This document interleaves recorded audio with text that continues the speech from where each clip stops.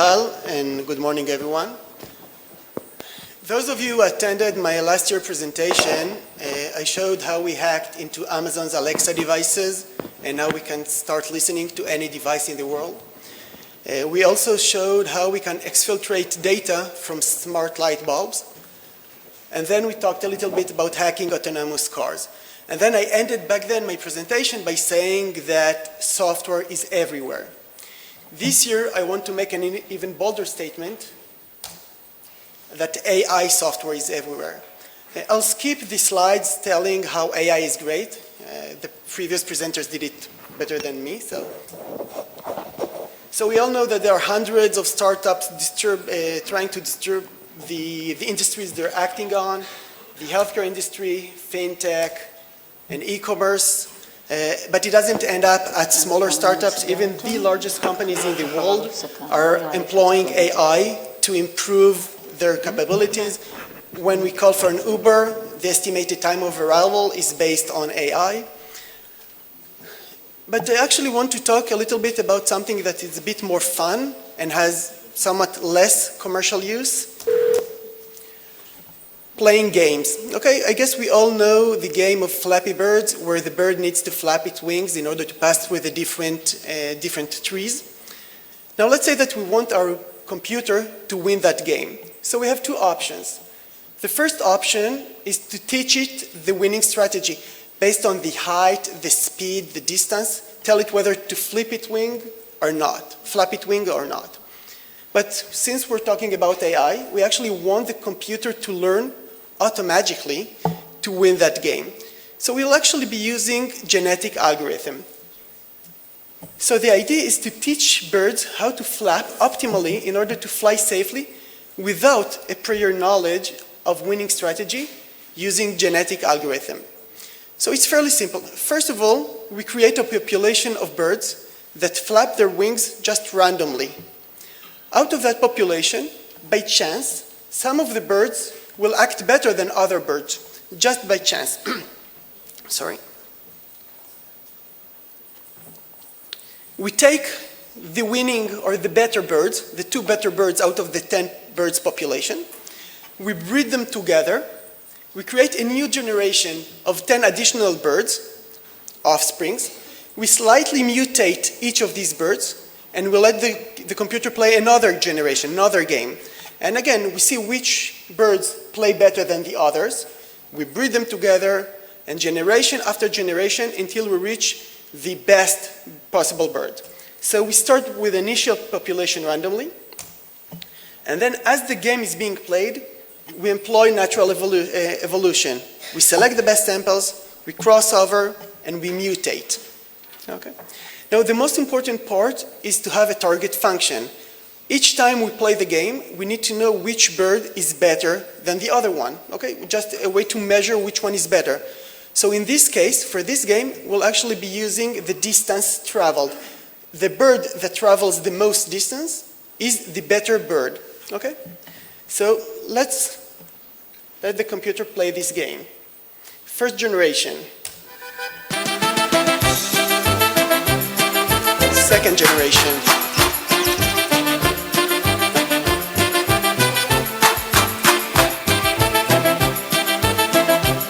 Fifth.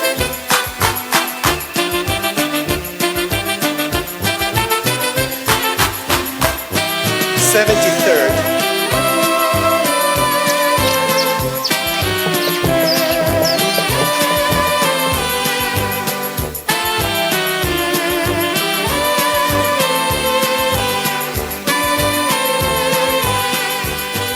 Have a winning game. Okay, so just think about that. The computer didn't know how to win that game. Just by playing and randomly trying to improve each generation, one generation after the other, we actually got to a perfect player. We could have changed the rules. For example, the trees might be moving during that game. No worries, let's let it play for another 10, 100, 1,000 generations overnight, but then again we win that game. I just want you to look where the arrow points to, the 138,000, that's the target function, that's the distance traveled. So each time that we compared two birds, we took the one that traveled the most. So that's genetic algorithms and how possibly computers can win games. But we're talking about cyber. So let's wear our black hat for a moment. Let's say that instead of birds, we'll be talking about worms and viruses. And instead of trees, we'll be talking about antiviruses. And the target function would be how many antiviruses can our worm pass without being detected. Same game, same rules, different actors. So we'll start with the worm. We scan it with VirusTotal, a set of 55, I think, different antiviruses, and we'll see that this worm is being detected by 42 out of the 55 antiviruses. Okay, so it's fairly bad. We slightly mutate it and create a new generation. And then we see that some of the worms are being detected by fewer antiviruses. That's great. Let's breed the two best worms together, create a new generation,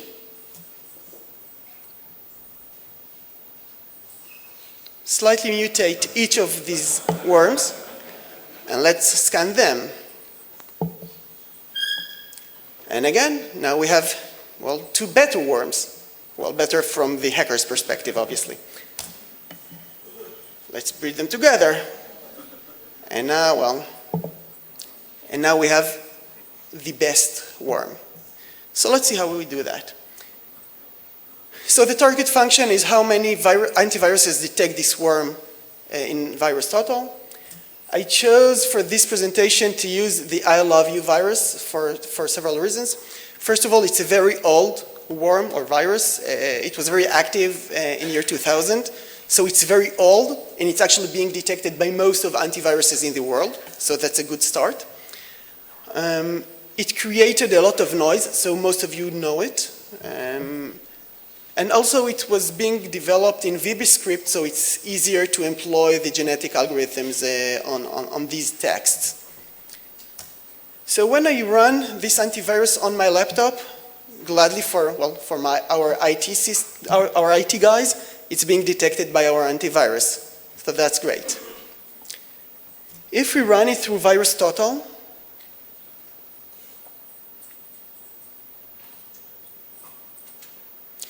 most of the antiviruses detect it, which is good.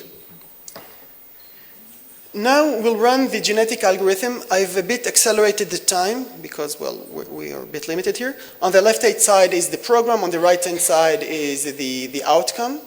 Okay, so it's mutating and remutating the source code, the VBScript source code, until we reach to a point where, let's scan it with VirusTotal, and it goes totally undetected. And now, unfortunately, I guess, it's running on my laptop. Okay? I just let it run generation after generation. Now think about that. No matter how much they improve the fingerprinting capacity of antiviruses, no matter what they do, I just let it run another generation and another generation. You know, nature wins at the end. We see that with evolution, and we actually mimic that on our computer. We will win. So that's just a very simple example of what can be done with, certain type of machine learning. There is another type of attack that really benefits from machine learning. It's called whaling. It's at the other end of the spectrum of phishing, where with phishing you actually do spray and pray. You send thousands of mails in the hope that someone will click the link. With whaling, you actually point to one specific person and try to hack that specific person, and you're willing to invest a lot of energy and efforts to gather enough information to win that. It's interesting to note, if you've noticed, in most of the phishing mails that you get, there are a lot of spelling mistakes. And there's a question, well, why aren't they just spell checking their mails? And Microsoft did a very interesting research called Why Do Nigerian Hackers Say They're from Nigeria? Okay? And apparently, they found out that they actually want to aim the less educated population. People that are more educated are starting to ask questions and are very much time consuming. And they want to actually aim towards the less educated population. So by having a lot of spelling mistakes in their mails, the ones that are actually clicking these mails are probably an easier prey. Okay? So that's for phishing.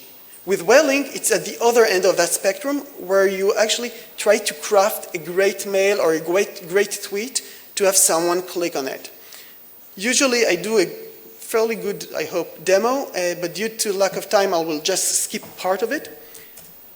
So there is a utility created by ZeroFox called SnapR, Social Network Automated Phishing and Reconnaissance, and they have reached 30% click rate. Just think about that.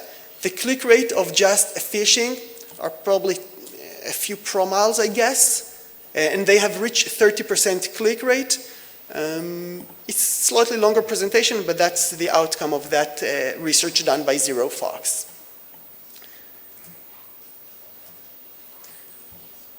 At Checkmarx, the company I'm working for, we're focusing on source code analysis, finding security vulnerabilities in source code, and we actually are using or researching using several aspects of AI to improve the finding capacity. We're running out of time, so I'll run real quick. So for example, the ability to find a piece of code which is vulnerable, which is similar to another piece of code which is vulnerable, but the second one was already fixed. So we can actually migrate that fix to get your code fixed. Another option for those of you who are using open source software is to give something that we call a contributor reputation. You do background check for every developer in your organization, but you do not do that for open source software that you're using. So by having hundreds and hundreds of thousands of contributors, you can start building, again, machine learning, building a reputation score. Parsing code, we want to build code parsing capabilities. Again, same genetic algorithm. You give hundreds of pieces of source code in one language, and just generation after generation, you can build a grammar that is capable of parsing that source code, you know, by seeing how many exceptions you get, and you just improve it over time. Very much similar to what we've seen with the worms earlier. So the bottom line is that AI is all around us. Hackers are using AI to scale their attacks, and we as protectors are using the very same techniques. Thank you very much.